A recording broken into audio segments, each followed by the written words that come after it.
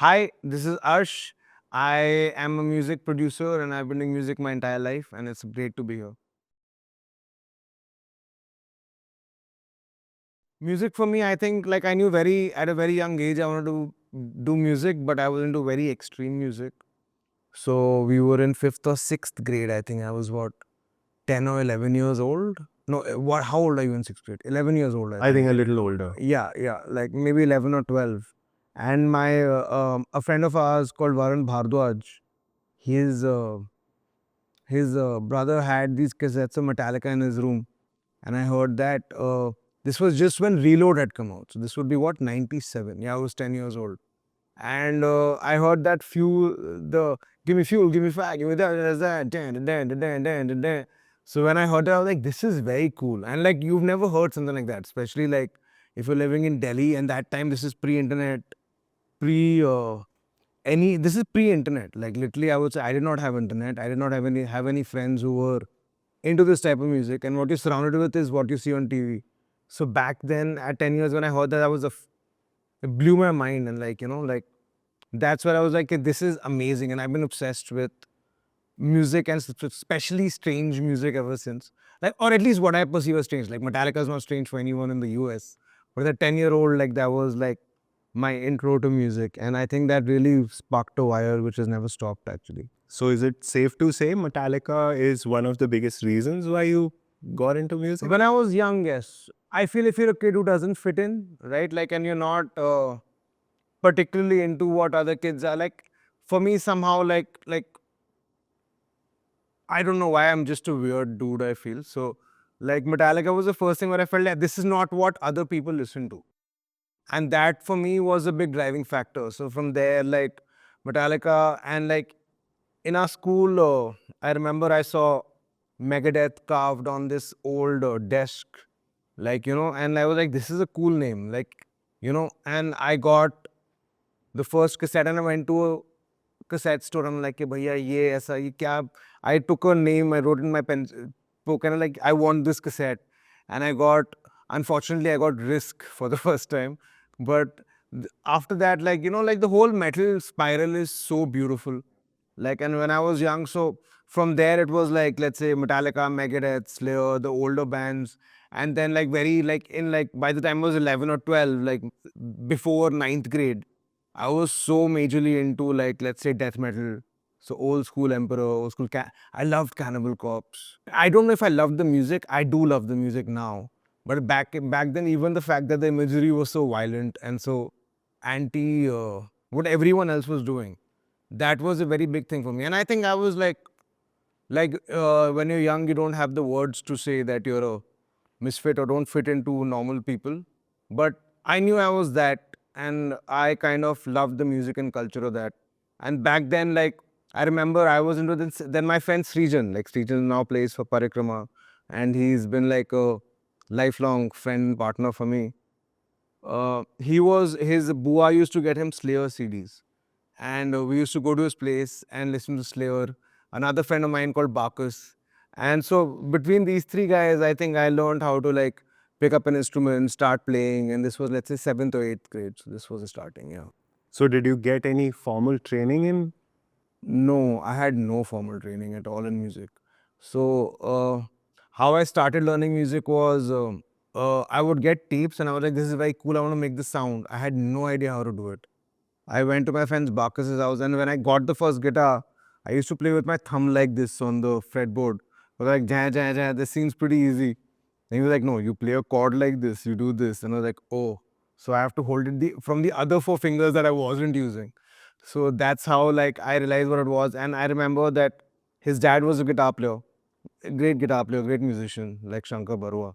Like, and he just had a pedal and he put the first distortion patch on for me. And I was like, whoa, that's how this sound is made. Because I had the electric guitar, I had the acoustic guitar, and I was just fiddling around as a 10-year-old and like not understanding why the sound I wanted wasn't coming out. So I never even started an acoustic. So like my main thing was to get that sound, like get the sound of like rock music, like, and that was a really big thing. So, it took me a long time to learn because I was learning everything on my own. We didn't have a teacher. So how I used to do it back in the day was I'd get cassettes and I'd get what do you call another cassette which is a blank cassette. So I'd get a Nirvana cassette and I'd put a tape next to it and I'd just play on top of it and I'd record myself. So I'd be like, so not playing the Nirvana song, so I would start improvising on top of Nirvana or improvising on top of a song I liked. I was like, let me try making a lead. So I used to just mess around with notes. Then I used to hear it back and be like, okay, this sounds off on this. So why does it sound off on this? So I learned in that very rudimentary type of way, which is not recommended at all.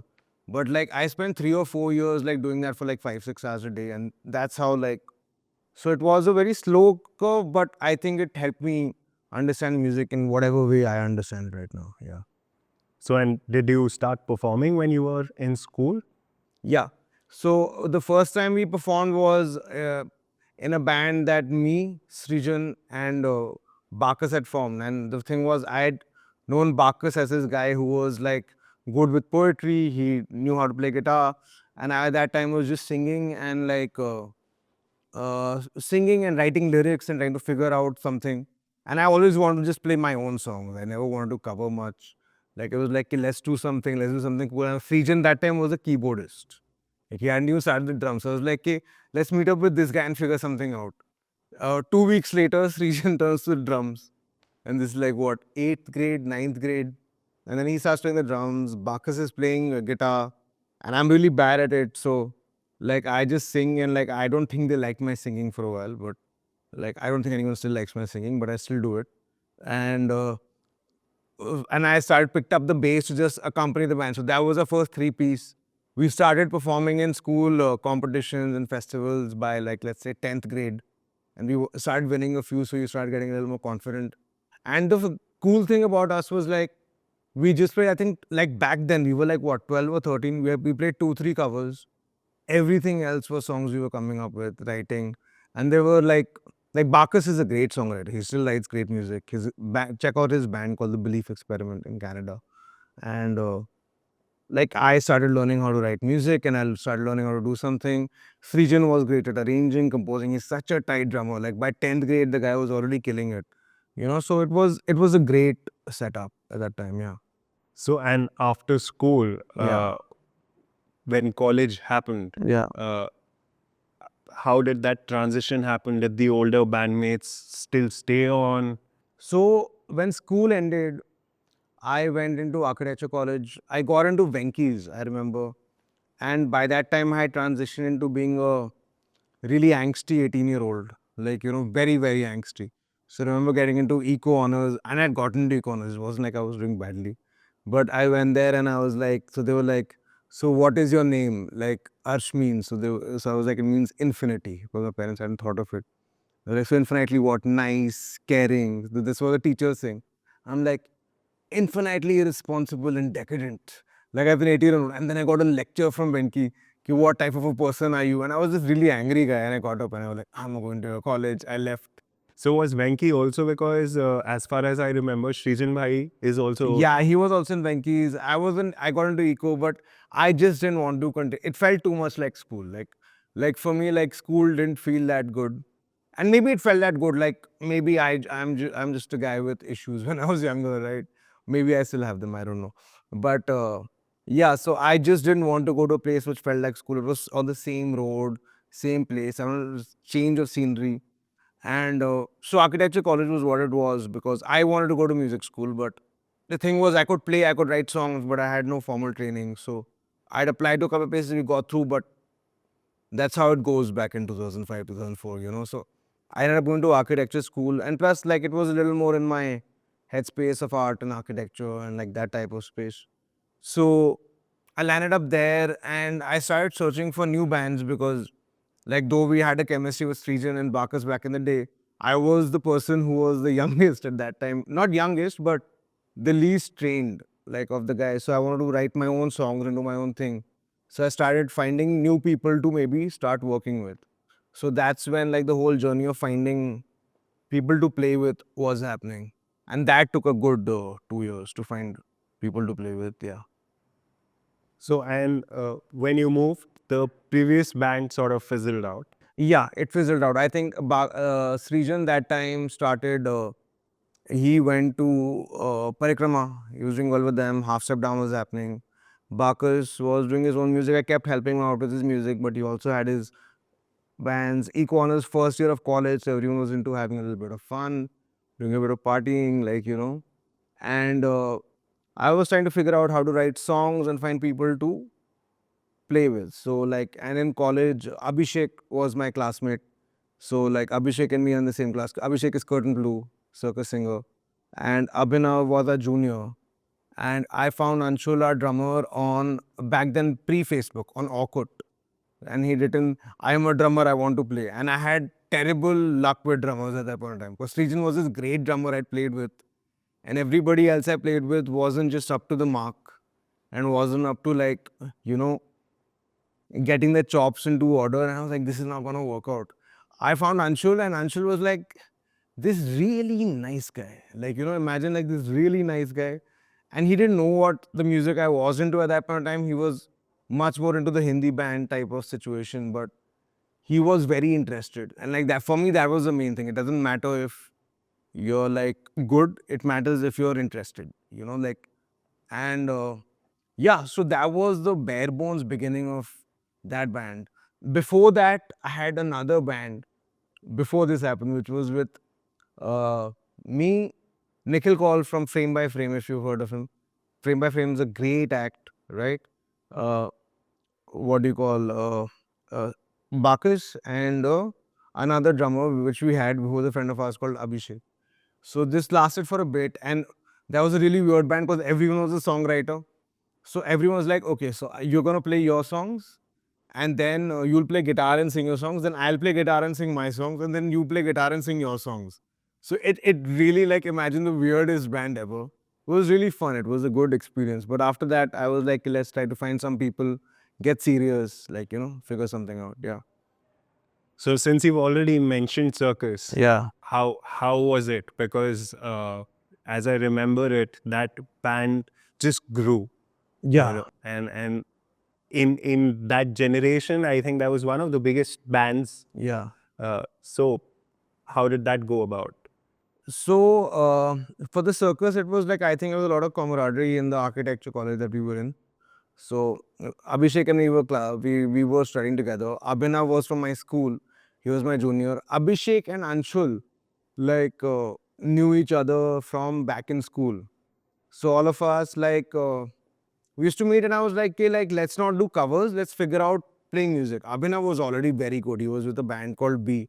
So me and Abhishek would sit and we would jam on guitars, and like I would like, you sing whatever you want, and then I'll come up with a harmony on top of it, and you figure. And so we started doing some tracks like that. Not tracks, just jamming. There were no tracks. We didn't know how to record. We'd never been to a studio, nothing. And then like for the band, I'd found Anshul, and that time I wanted a three-piece. So I was like, I'll play guitar, I'll sing. We'll have a guy on a bass, and Anshul will play drums. So that was the idea for that. But then like through the course of like jamming, I was like, okay, Abhishek's such a good singer. He's such a good musician. Like, you know, let's all do this together. So then it was me, Abhishek, Anshul, and we had a bass player with us that time. And then like we really wanted to up it, like, because like I thought the three of us were pretty good, but we needed more, like, a better bass player. And Abhinav was phenomenal, and he was a junior, and I was like, we have to poach this guy. So we just keep like going to his gigs and being like trying to convince him to come and play with us. And so that courtship went on for a while till he finally agreed. We only had one lineup. We had no lineup changes. In fact, when Abhinav moved and we shifted cities, we decided not to play that much because the vibe is very, it's just the four of us. It's a very organic sound. It grew together, and it was just jamming after that. We used to just jam non-stop. So that's how like the band really got together at that point of time. So you're also coming from a generation where uh, your current Facebook and everything hadn't happened. Yeah. But you guys were killing it on the MySpace. Yeah. So, you know, like that was a transition phase where internet had slowly become easy access for most people. Yeah. Yeah. So how did you manage that? Yeah, MySpace, like at that point of time, the first thing was, okay, now we are playing, so let's figure out how to record. So I had a small computer and I didn't even have a sound card. So I would actually manually fix latency. Like we'd record into it and I'd be like, so we'd do a drum track and then we'd like, which was a programmed drum track, and then I'd play my guitars and I'd be like, manually fix it. Then we sing on a really shitty mic and then we'd manually fix it. Like it was really bare bones. We didn't even have an idea that you needed an audio interface. I didn't know that till 1.5 years later when I met Anupam Roy, right? Like, so we'd just start doing demos on that and like just recording and just putting them out on MySpace. We didn't think much about it. There was no like feeling of where it'll go. I remember our benchmark being at that time that we were listening to Superfuzz and Joint Family. I was like, if we can sound that good, or we have money saved enough to hire Anupam till we can.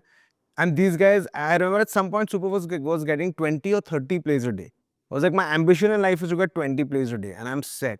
Like, you know, my life is great if I like get that. So, like, and I was a big fan of like the early independent scene. So, like, so MySpace was where all these guys were at. We started putting our music up there, and then we finally, when we hired Anupam, that was around the time we went to Channel V Launchpad. That was 3 years into the band, but that time we were just like recording, playing all the. Back then there used to be college competitions for bands, like, and like they weren't like I've seen a couple of college competitions now. They're so lame. I'm sorry. Like everyone is lame. Like I am sorry, Gen Z. I love you, but like it's just lame shit. Like, you know, like back then, like everyone was playing a metal cover. Like metal was everywhere. Metal dominated. In fact, like I would say the Circus, which sounds pretty hard compared to the music right now, was really like one of the softer acts on that scene. Like we weren't going that heavy. We had a lot of funk in our stuff.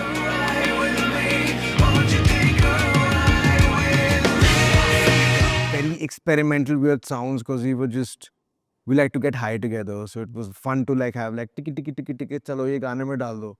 And we were very like open at that point of time. But MySpace was just like do whatever, put it out, we'll see. You know, that was the first thing in that MySpace era for sure. Yeah.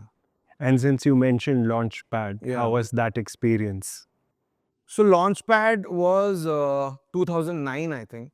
That was the first time I think like the band really took off. It was 2.5 years into the band being formed. So like right after we formed, 6 months into it, we started having a lot of songs and we started performing a lot of college festivals.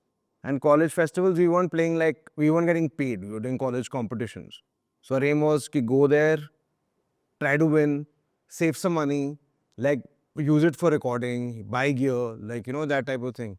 So we were doing pretty well on the college circuit, and the college circuit really kind of back then. I don't remember, know if you remember, like there was RSJ Online, and RSJ Online had RSJ forums, and RSJ forums were the opposite of today's social media. They were like brutal. They were like, the circus sucks. The guitar player sucks. The singer sucks. The drummer sucks. The band sounds horrible. And there are threads. There were threads literally dissing bands. And but what that did was you'd see it and you'd find your faults. You'd immediately be like, okay, so they say that we sound really bad. Why are we sounding bad? And that's also, you have to remember, a time pre being able to get information so easily. Like even YouTube was starting out. It was 2 years. Like Facebook was starting out. I've remembered on my wall writing, "Hi Abhishek, how are you?" Like, you know, like things you would never say or never use social media as. So people dissing you became a really good source of finding out that, okay, we are not sounding balanced. Why aren't we sounding balanced? So call up, let's say, an Anupam Roy and say, what's wrong with us here? What's wrong with our sound? You know, they'll be like, oh, you actually have to use an amp modeler, Arsh. Like you can't like have a distortion pedal running straight into the PA. Like you need an amp in the middle. I didn't even know that you had to have an amp in the middle, right?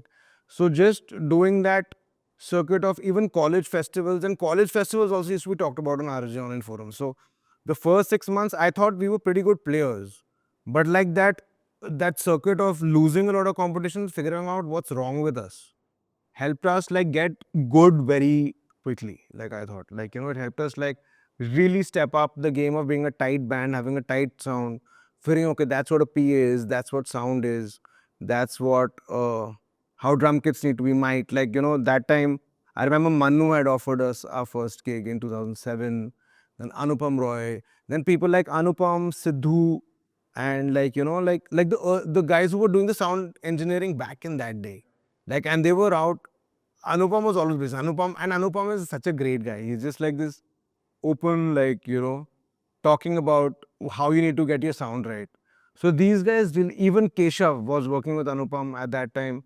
So like just meeting these guys, figuring out what a tone is, how what an audio interface is, how do you sound okay, like that helped us really refine that 30%. So I think getting beaten up on the college circuit helped us. Then Launchpad, I'd seen all the bands that I'd looked up to in the scene do the 2007 Launchpad, which was where I think Superfuzz had won, and Superfuzz, Cyanide, Bhyanak Maut were on the final stage in the Delhi Launchpad thing. So 2009, when the auditions came up, I was like, we have to audition. Went to Anupam, we started getting our album recorded. So like, just let's get one song done and send that. So we have a high quality demo to send at least. So we get in. And what was like your competition like? Any particular bands that you remember? This was how we got there. Once we got the top 20 audition, we released there. And actually, one of my best friends in life, Nikhil Malik, he was in Blank Noise. So he was playing with them. Then we had Sahil Makhija, like legendary, like Demonic Resurrection, his band Workshop, which was there. Then we had Cassini's Division. They're like great band, beautiful poets, like they were there. Then Reverse Polarity, sick band. Like, so Farid Kot was there. Farid Kot, like, obviously has grown into whatever they morphed into now, but like, they were a sick band then, they're a sick band now, so good life. And like, I remember these 7 or 8 bands being really good, and that time, I don't know if that was pre-rock on or post-rock on when we were on there. I think it was post-rock on. There were like 10 bands like which were really good, and 10 bands which were just like bad rock on rip-offs, like don't rip off rock on. Like it was like I think whenever Zoya Akhtar put out a film, then there's a 4-year plague of everyone doing that music for a while. Not a kudos to her, but it's like that's what happens every time in a scene.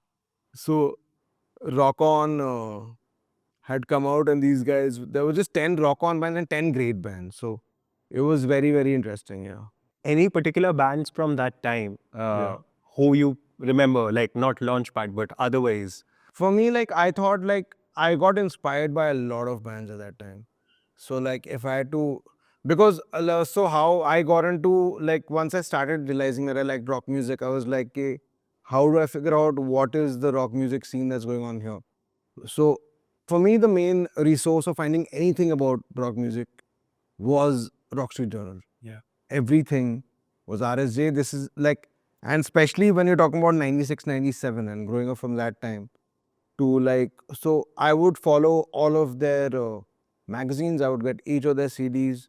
I would play all of it. So like back then, the bands that I would, and there were bands which were like pioneering recording. If you heard the early bands, like there was some shitty recordings, but there was some unbelievably cool music being recorded, and it just sounded like they wanted to make cool music. Like it wasn't for a label pitch or anything. It was just to get good things down. So from back then, obviously, Parikrama is a legend. Like if you go back in the day, it would be like Indiscreet Parikrama from the older guys. But like from my time, I would say, like I would be like Ekrit Semblance was a band which came out that time. Then I would say like what do you call? Obviously, Superfast, Joint Family, Half Step Down, Cyanide, Soulmates early recordings, and like the Joint Family Superfast stuff really like inspired me at that time because I love, because that recording sounded so good. Like when I heard Drummer's Advice for the first time, I was like, whoa, that sounds sick.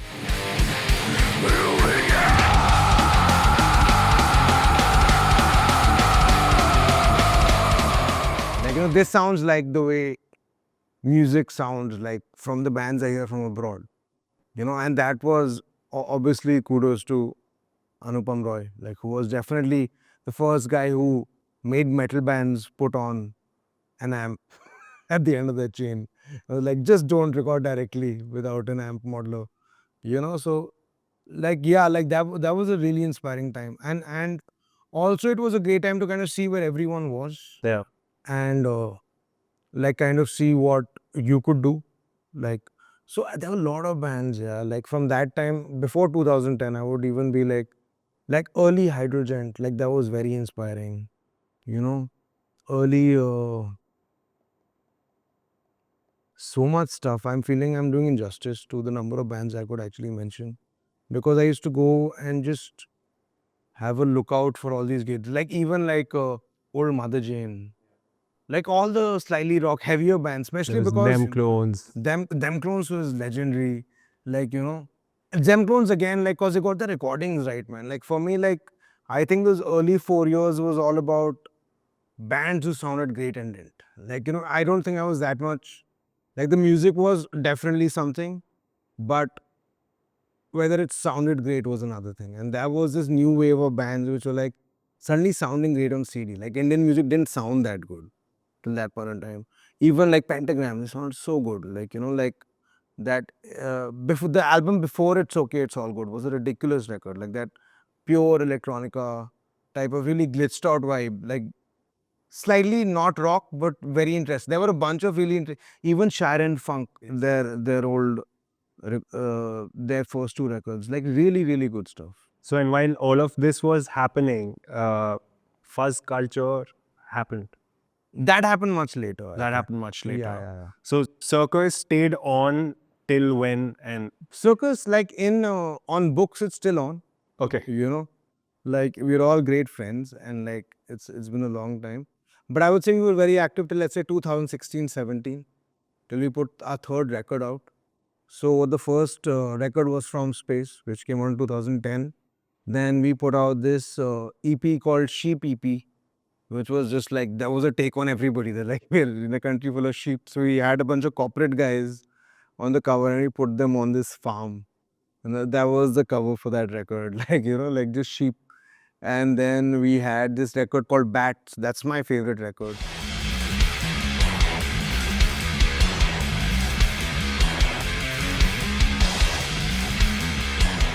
Like Bats, like was a record that was written completely in the jam room. It's a way I can't make music anymore. Like like it was just like four guys jamming in a room, coming up with things, coming up with ideas, throwing out ideas, and like just making them sound and no rules. Like like when I hear that record, I'm like, "Okay, fuck, we were so free, man." Like there was no thing of, "Okay, this is how a song should be structured." We were like, okay, what is the song structure like? Verse, chorus, solo, chorus. Let's not do this. That was the idea. Like, how do songs arrange themselves? Let's just not do that. So the songs went to really weird, meandering territories, and like that was for me. That's my favorite record. I think although the With Love record, that was a third record, maybe got more listenership, and From Space got a lot of listenership. But for me, that second record is the one that I feel was really like where the songs were really just representative of four guys going nuts in a room. And I haven't felt that besides that because it was very anti-rules, which was really interesting. Arsh bhai, if you could speak about one crazy memory that you had with Circus while you were still touring. I remember in RSJ, back in RSJ, circus stories are like endless circus stories. Like, so when you were doing RSJ online, I remember like we were playing at, what was this venue here? It was in Calcutta, yeah, the most famous venue. Someplace else, yeah. And back then we were very rowdy boys. Like when we were circus was young, we were very rowdy bunch of boys. So we were like, let's go, let's get very drunk before our stage performance. And the crowd wasn't like a great crowd that evening for some reason. And then we started doing some really funny, stupid song like "I want to be inside your mommy," something like this, like really, really stupid shit, which would get us cancelled in 7.2 seconds right now. On stage, and you were really drunk, and you got passed out, and we were passed out. And next day, you got such a stinger from Amit. You were like, never do this again. I will never book you if you do this. And you were also like, yaar, thoda zyada nahi ho gaya. I was like, हाँ, हो गया. Then like circus is crazy stuff, man. Like even college gigs, like crazy shit. Like a lot of like, yeah, they're very crazy stories. Yeah. if you would speak a little about your band members. Of course, I would from like to go as much, yeah. So for each individual, like what your relationship was. they're like my best friends. Like the band, the Circus, they're still my best friends. Like Anshu's wedding happened this weekend, and I was there throughout. Like like Abhishek is still the person like I'm really close to. So it was really a thing of like four people who were very close. Used to spend all our time together, getting stoned, having a good time, and just listening to amazing records. Like I would say like back then was a little different than right now because you get together, you watch podcasts, you watch interviews, you watch reels, you want so much. Like back in 2005 when I know these guys from, you just got together, you either played music, when you got tired, you sat down together and you like got a little high and you listened to music. You listen to music for a long time. Like these guys like it's like 7-8 hours of just sitting down and listening to a Tool record over and over again, or listening to Radiohead, or listening to like let's say old Aphex Twin, or listening to like Incubus at that point of time when we were younger, and you would just hear these records and share this music, Tom York, like this, stuff that were like the 2000s were a very inspiring time. Like it was like post that record label madness, but it wasn't post 2011 where everything was just like 2-minute songs. So that 10 years of rock music before it literally kind of disappeared off mainstream charts was very, very interesting. And you just spent so much time hearing music. And so Abhishek, like he was known as Bhedu when I met him in first year. And like him and me were really close, and I'd spent a lot of time at his house. Had a very good relationship with him, his parents, like his whole. And I just get my guitar and I would like be like, "Ki kuch likhte hain." So I'd sing, and then he just starts singing on whatever I was doing. So it kind of became like we like to just spit out ideas. So like I would do something and he would sing, and then he would go off and do something on his own. Like, what do you think of this? I'm like, that's great. Let's do this. So it just became that jamming kind of thing. Anshul, I met through Orkut, like I said. But when he came into the jam room, he was a guy who was not aware of a lot of Western music. So then it became like a thing for me, ki, oh, let me make you listen to everything I like. And then right now his knowledge of music is probably 50 times what mine is, right? But it was so much fun being like, oh, I've heard this music for 18 years. No one wants to hear with me. Come sit with me. Let's hear this. And he would listen and he would play, and he got so good so fast. Abhinav was an encyclopedia when I met him, like musically and like with his bass chops. Like he was the most developed out of us, I would say. And he was a great bass player, like fantastic. He is a great bass player. And we used to spend a lot of time at each other's houses where I would say like the Circus especially is a band which is like friendship which became music, not music which developed out of that we became friends because we're doing music. We were friends who started making music together because we all knew how to play. And we wanted to do something and we were slightly ambitious with what we wanted to do. But like it was really friendship first, music second, you know? And it was kind of in that balancing space where it became like friendship and music became the same thing, which is why I feel like it was a very, very free environment. And we spent a lot of our formative years of like thinking, getting high, like not going to college together and just like being like, hey, kuch karte hain. And whenever it would be like the main thing was ki when it sounded like ki, this sounds a little regular, let's not do it. That's it. Like that was the main idea. Okay, does this like I remember on some song it would be like, are we playing a D sharp? And Abhinav would be like, let me play an F. What will happen? It'll be dissonant as fuck, right? Let's do it. What's the problem? Like, so it was like that song we have, like in this laboratory, there are no rules. It was literally like that. Let's do whatever fits on top of each other as long as creates a vibe. And we're having a good time. Like there were so many songs that were just laughs to us, like Japanese Rebellion. Like that's just a it's just like I remember like when we were Launchpad, like people saying, why would you write a song about this? I'm like, why not? It's not even about a rebellion. It's just about a guy who can't swim. Like, or like a word song like Swintpittle. Swintpittle was a word we just say to people like swant. And it just became this random shit. And that would become a song. Like, like the title, the words, it was very, very absurdist, you know, and like it was really fun because of that. Because it was a lot of time like people will be like, this doesn't make sense, this doesn't resolve. And we're like, yeah, that's the point, you know. So that was like it was a great relationship, yeah, for sure. You know. So you were talking about reconnecting with Srijan Mahajan. Yeah. So 2012, I was like, I was out of college, and I was like, अब architecture करें नहीं करें, you know. तो उस time I was like कि कुछ करते हैं. Like Srijan, I had like Srijan, we'd grown up together, lost touch in the middle, you know. Then we thought, why not let me reconnect with Srijan at that point of time. So he came over, he played drums, and I had a really good vibe with him. And I was starting to do my own stuff under like just like I started making electronic music that I wanted to sing on top of. It was just prodigy-esque at that point of time. So I called up Srijan and I'm like, "के कुछ करते हैं यार साथ में, let's do it." And he was like, the thing was like my like what I loved about him that point of time was he was an organized dude. I was not an organized dude. Like, you know, I was just an ideas guy. I had a lot of ideas, fitting them together and karte hain. Let's just do shit. You know, that was my thing. You know, like कि नहीं इसको ठीक करते हैं, इसको सही से लगाते हैं. He was a very sorted guy. Like for a 25-year-old, he was a very, very sorted guy. So I reconnected in that point of time, and I was doing a lot of work with recording bands at that point of time. So Srijan got really interested in learning how to record, how to do the production side of things. So he was like, hey, let's do this together. मैंने कहा आजा करते हैं. And then we started doing that together. Then ultimately Nikhil Malika, third partner, joined us.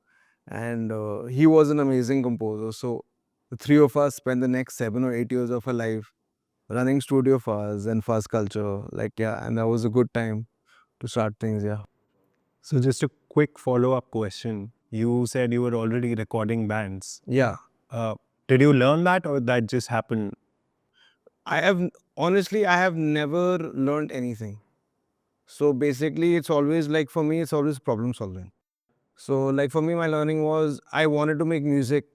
So I needed to play the guitar because it gets music out. So when I was young, it would be like, let's hear this, let's play on top of it. So I was never into covering acts because, like, for me personally, it's never been about, I'm not very interested, and I'm still not, unfortunately. If I was interested, my life would be a little better in learning how to do things that people do. It's more like when I started learning how to play music, it would be like I'll start jamming on top of bands. So, like, instead of learning a Metallica song, I'd be playing leads on Metallica riffs.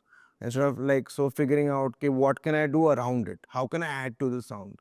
So, so it was always about trying to create something. So, guitar playing became a thing of trying to be able to get the songs that I had in my head as a very young age out into paper. Then once I started playing guitar, I realized that most people didn't have recording knowledge around me. So the recording thing became ki, okay, now I can play this, but it sounds horrible. Why does it sound horrible? So then you go into, oh, it sounds horrible because this, and this. So I'm like, oh, now it doesn't sound that bad. But so let's put it with a band. So you start recording your stacks and you're like, it still sounds like shit. Why does it sound like shit? So you start learning, let's say, kick drum compression, you start learning EQs and stuff like this, trying figuring out where does this work, where does this not work. So it was always a thing of that I wanted to make music. I wanted to put it out. And whenever I'd been in studio situations, I had not gotten the output I wanted. Besides maybe let's say with Anupam, like early recordings. But I wanted to be able to do that and not like let's say once a week session. I'd want to do that all the time. You know, so and so it came from problem solving. And after college, I did like a 6-month internship at Beat Factory.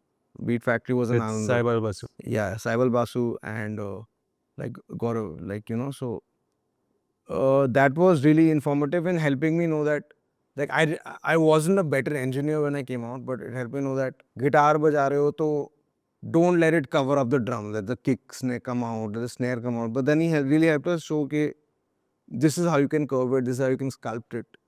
But uske baad then again it was everything by ear, figuring it out, because us time bhi like it was just too short a time to be good at it. Like I think producing music takes a very long time to be good at it. I'm still learning. I'll always keep learning, but Like it was a very interesting time. Like when I'd gone to cyber, I'd already been recording bands, and my thing was like record a band, get some money, buy some gear, like upgrade your stuff, you know. So that's kind of turnover thing that started at that point of time. Yeah. So sorry, I had cut you. You were Yeah. speaking about the formation of First Culture. Yeah. So fast culture was then like, and I was like, yeah, circus is great. I love it. But I also want to make some money. So I thought, okay, let's make some electronic dance music, being a young guy. So I was like, okay, let's do this. And but being the idiot I am, which Srijan will very much uh, attest to. Like 1 year into making music, I was like, man, like I hate this music. Like, you know, this like ditchik doesn't work for me. You know, so then I was like, okay, let's strip it all back. Let's make it groovy, make it more prodigy-esque, do something else. So fast culture was always like a big in the early days, it was always tug of war of finding your sound, finding what you want to do, not being like everybody else, but trying to appeal to people, which honestly I don't think we succeeded very well at. It was still indie, it was still in its own space. And like it was a really interesting time. It was really interesting to work with Srijan and figure out how to like do this sound designing and organizing and making music on a computer first and then like playing it live. Like whereas I'd always played live and recorded to a computer and recorded to a studio. And I think that first culture learning was also like tying up to our bigger thing of let's say building a studio together, like creating like a business, like you know, trying to do something which could help us generate income because like while you're playing with bands, you also want to have something which is a regular income source. So commercial work. So fast culture was like the most indulgent of our work, and then everything else was like recording bands, doing works for ads, commercials, starting to do films. Like you know, all of this stuff was so it was a big consortium, and that was a part of that. Yeah. So what's the biggest project First Culture tackled which you're super proud of? Fast culture's done a lot of things that I'm very proud of. Like we were I'm still very like fast culture is still running. Like I'm Yeah, running yeah. it all the time. But so like I would say like 2013 we got this thank you for existing award in by like it was an award we got in Malaysia. We traveled there. We started building our contacts there. 2016 we were signed to Universal Music. We did 2 records with Universal Music.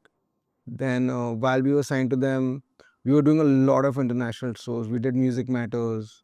We toured the UK. We toured, let's say, Malaysia, Singapore. We toured Reunion Island.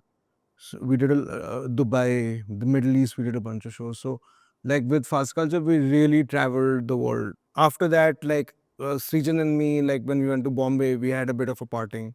I still love my friend, but after that, I continued Fast Culture on my own, and then we had this EP Strange Cities, which went to #1 on Apple Music at that point of time in the electronic music charts, and then like it's been a very interesting graph. It's a very morphing type of project. Like if you listen to let's say something from 2013 or 16, which was much heavier, much more drums and bass, to right now where it became a little softer, to right now where it's like an audio visual project. So it's like I'll have to see at the end of it what it does. Like I haven't had enough time because I'm still so much in the middle of it. I still like I'm trying to figure out how to drive it to success. Like it's something that I'll have to see like maybe 20 years from now. Like, you know, it's still in the middle of it. So how do you identify as now? Are you more a musician or more a producer? I don't know what the difference is anymore, like between a musician and a producer, because like I would identify the most as a guy who writes songs and sells songs to multiple people. So let's say like if I'm doing an ad or I'm working with a label or I did a film abhi, which came out where I did 8 or 10 songs in, right? So it's always the song and the production. So most of my work is anyway just making songs and selling them. That's what I've been doing for like the last 10 years. And there are two types of songs that I do. One is that where I do it for a particular reason, which is like I want to sell it to an ad, I want to sell it to a film, or I want to make a bank of tracks with me, with other singers, get them together and kind of pitch them and get them placed somewhere. And there are other tracks which are just for me. So where I don't want to sell the IP. Like I don't want to give it to a label. I want it, that's fast culture. So fast culture stuff is stuff where I'd want to push the envelope a little more on my behalf of like the music we make, the music I produce, the lyrics we write, maybe slowly the visual imagery we're getting into. I would say always a musician first, like a producer to get the sound that I want. So I would always say like for me like the art is always, and musician also I would say more like a songwriter first, like like very rough arrange the parts, do everything, and then start cooking it. And after I'm cooking it, I like to get it to the finish line myself. So I'm a producer in the sense of the fact that I like to give the mix and master, you know. But with other artists, like I've produced them a lot. Like I wouldn't say I like recording a lot, but I think recording is a very important part of production, especially when recording other artists. And that's an interesting part. But for me, the main thing is to be able to write songs and put them out. And there are two kinds. Like one is that goes to out into the commercial work, and that's for a little bit for the soul, a little bit for the kitchen. Any band that you've recorded recently which you think didn't get their due and you would sort of want to give them a shout out? Actually, to be honest, in the last 4 years, I don't think I've recorded that many bands. It's been much more like, I don't know if there are that many, especially in Bombay, I don't know if there are that many bands. I've worked with a lot of hip hop artists. Like I'm working with some amazing hip hop artists who are going to come out right now. And but older artists that I've worked with, let's just see them all, we did a lot of work with. Azadi Records, I did a lot of work with. Then ads, to just go over everyone's head, so it doesn't work. But like vis-a-vis bands, like after Studio Fuzz, like because Studio Fuzz like was an entity which Srijan, Nikhil, and me had like in Delhi. And once we shifted to Bombay, the focus was on commercial work. So the bands, I think, we didn't translate to bands that much when we went to Bombay.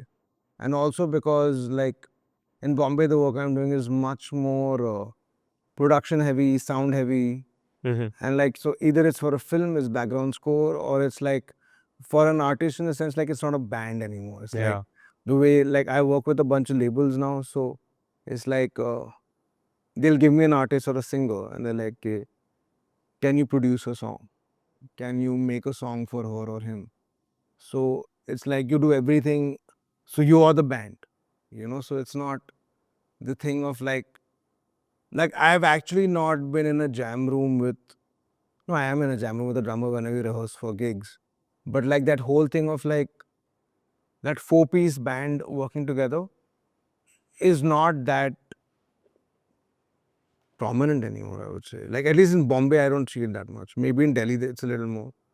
But in Bombay, it's very much a solo trip for everybody I've met, which is kind of sad. Like I think like when you're four people or five people, even with artists like that I work now with, I like to have a camaraderie. You don't come in with fixed ideas. Let's figure what to do. Like that thing of like, let's bounce things off each other. And when when the music is bigger than any of the personalities, like you can have four people, but none of them could have made that song on their own. It requires much more than you for it to be. It's taken me a bit of time also to realize that, like the beauty of that. Like when you're in it, you kind of like, nahi aise nahi yaar, ye karte hain. You're always pushing forward. You look back and you see how amazing some of those things are. Harsh bhai, this is a question that I really like asking Yeah. all the people that I get to interact with. If you had to perform a song and with a dream lineup from the Indian scene, present and past, and let's put this condition where you cannot pick people that you've already played with, what song would that be? I don't even know if I'd like to be in the lineup. I'd like to just watch it. Maybe we can have you on the second or the third Yeah, guitars yeah, and fourth backing. guitars or something like in the back somewhere. Let me think. Staff Fuckers, NIN from the Fragile record, and have maybe Pentagram play the beat, and then have like Funk be playing the guitars, and like maybe Sonam adding something from Parikrama, and Srijan on drums on that track. Oh, well, we can't have Srijan bhai We can't have Srijan. because We you have to have a performed with him. hard hitting drummer, right? Maybe Shardul, like from Joint Family, like playing it. Like get guys from like maybe, and in that big chorus with distorted guitars, get all the legendary rock dudes, like get like Funk, get like guys from AVR, get Superfuzz, get Joint Family, get Cyanide, get like everyone to do a big chorus of like wall of guitars, and have like Shashank doing the chorus, you know, like screaming starfuckers, and like just like have everybody like who's done something which wasn't mainstream on this one big platform and did it well, and like get that big wall of sound out.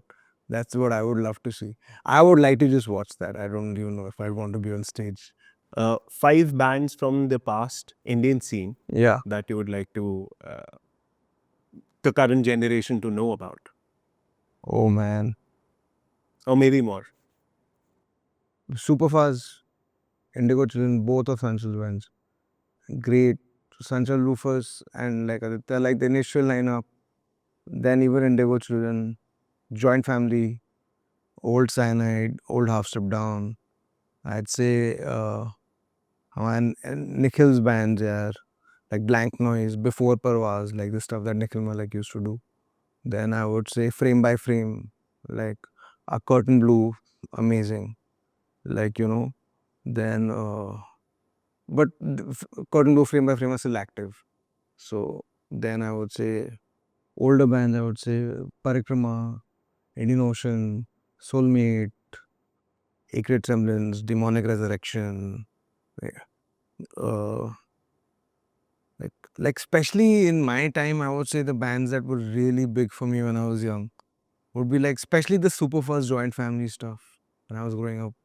Really, really good stuff. Like that one Joint Family record, Hotbox, AVR, that one, another Vertigo, that one EP is a sick EP. Go and just find Anupam Roy on Facebook.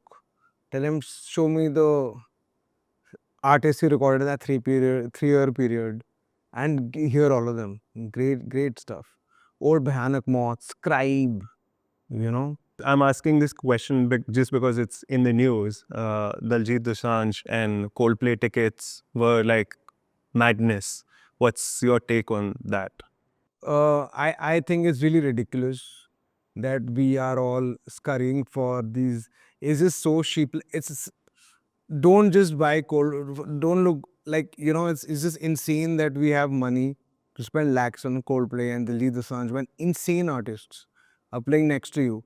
And if you think like people became big just because of how talented they are, it's not true. As someone who works in like music professionally and in the industry, it's a lot of money which takes you to certain places. So sometimes you just have to go out, go to your neighborhood place, find amazing bands, ask around your city, go online, and don't be a fool to the algorithm. You know, like like like kind of localize it, figure out what you want to do, and just like there's amazing music around you. If you hear, you don't have to stand in line for that one or two artists, like is what I really feel.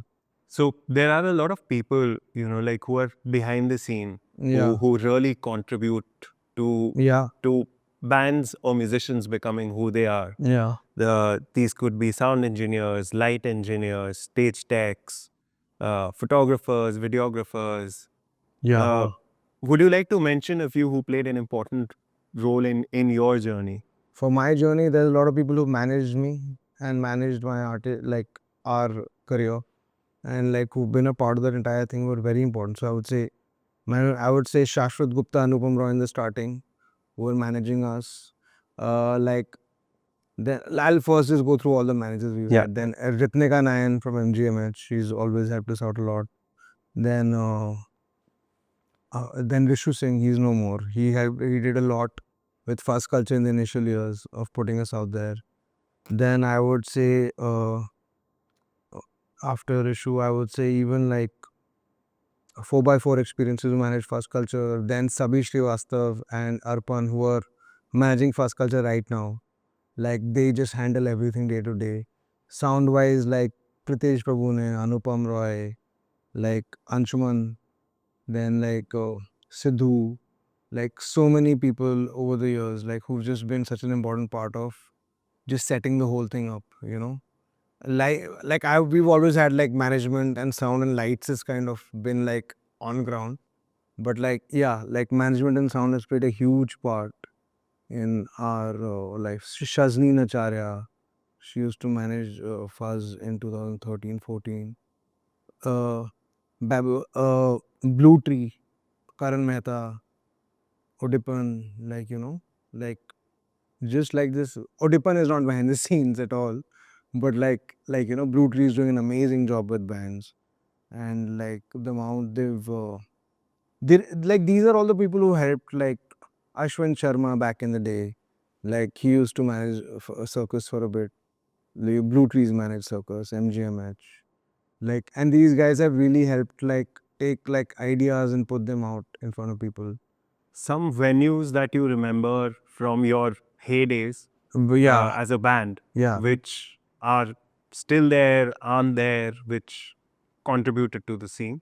Yeah, man. Like in the early 2000s, I would say like obviously what was Turquoise Cottage, so legendary. Then like I would say the Mez, right? Then like over here in Delhi, I would say Living Room Cafe, TLR, like for Fast Culture, like when you were getting out, like that was a really great venue. Then Social, Antisocial are always great places.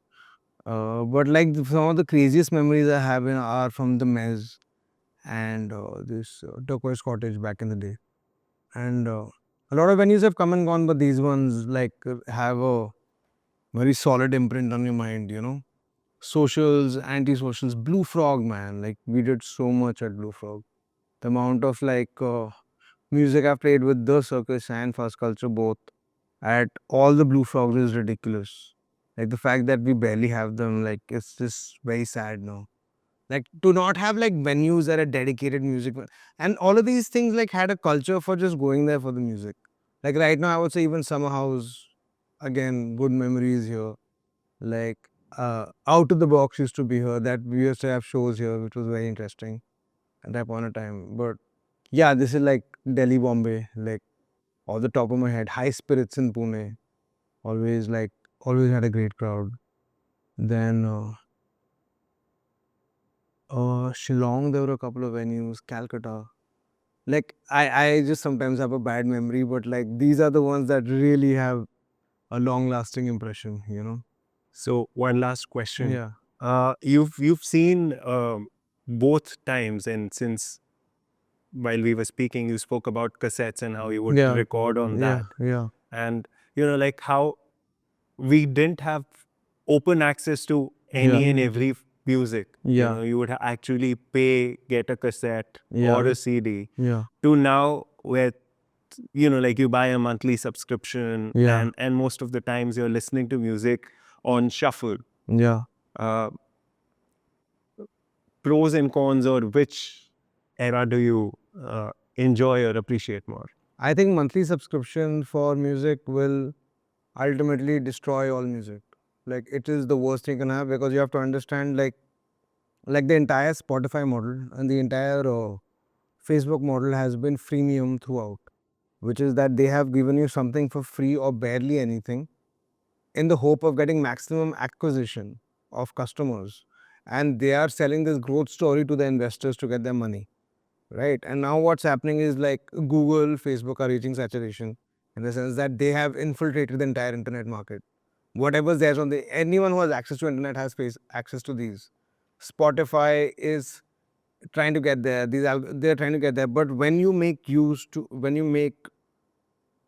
a generation of people used to not paying for art, right?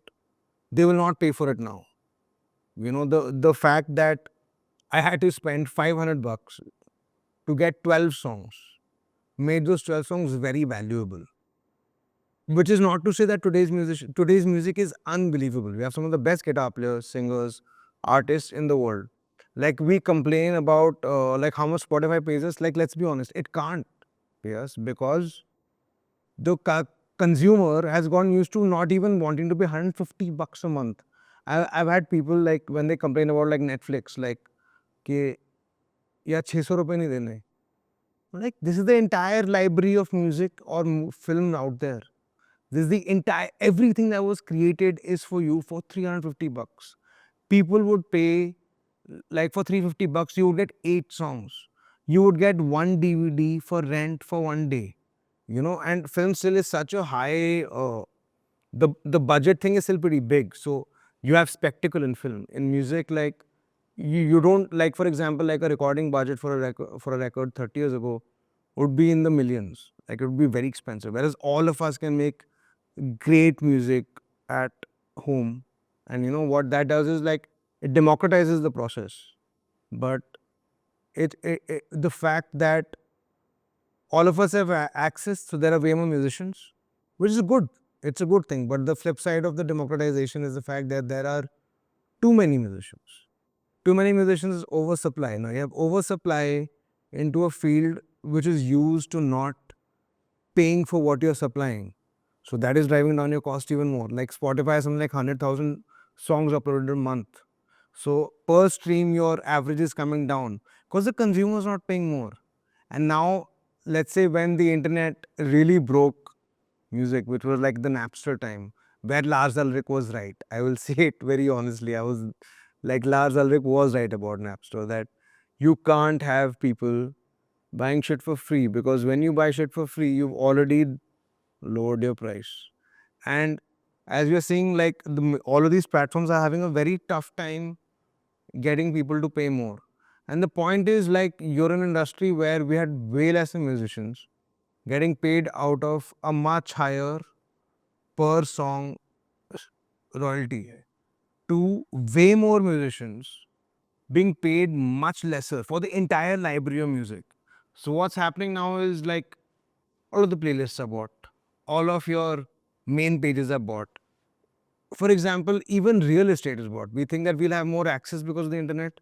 We actually won't, because we have just a Google like front screen and everyone's paying to be in that top 4 images. Whereas you go to a record store or you go to a bookstore, yeah, it's tough to get a record deal. But once you're there, I have access to artwork speak to me, you know, song titles speak to me. Whereas right now, like I know for a fact that I listen to a lot of music.